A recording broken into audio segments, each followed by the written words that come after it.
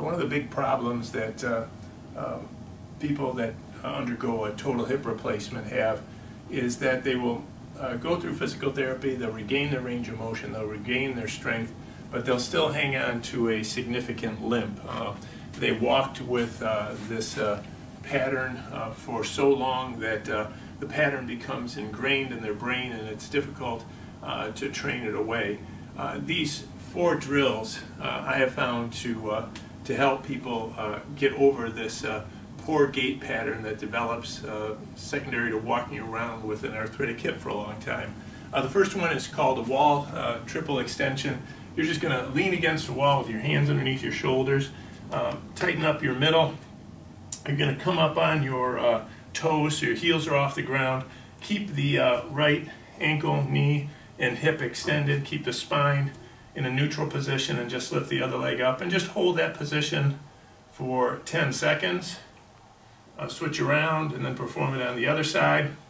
What you want to try to avoid is any type of bend in the stance leg or your spine losing its neutral position and flexing over. What you really don't want to see is where you collapse over on one side. You want to be able to hold everything tight and straight.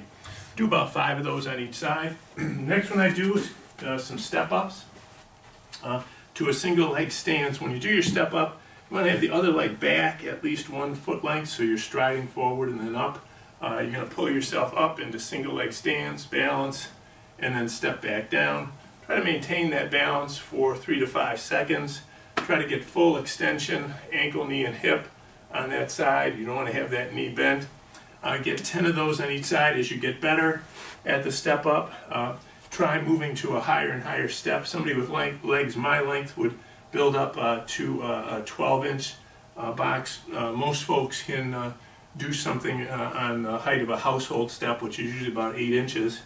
The next one would be a lateral lunge, either using a cable or some resistance tubing anchored about at waist height. You're going to bring the resistance handle so it's anchored at your sternum, and then you're going to lunge out to one side. Keep that foot velcroed down to the ground. Don't let it roll over, and then come back up, lunge over, and then come back up. You want to keep your shoulders and your pelvis parallel and the line from your chin, sternum, and zipper perpendicular to the ground. You don't want to rock side to side, and you don't want to let your foot drag back as you come back in. You want to lift it up and come back in if you're able to. Try to stabilize over that one leg and then just drive back out. I would get about 10 to 15 of those on each side. And then the final one is a simple high horn carry. You take a kettlebell, grip it by the horns, push your elbows up and in, shoulder blades back. You want to exaggerate that tight and tall posture. The weight should be away from your body. Don't rest it on your torso and don't round over. Stay tight and tall. And just take a very slow, robot-like walk where you keep everything tight from your shoulder blades to your glutes for about 60 to 90 seconds.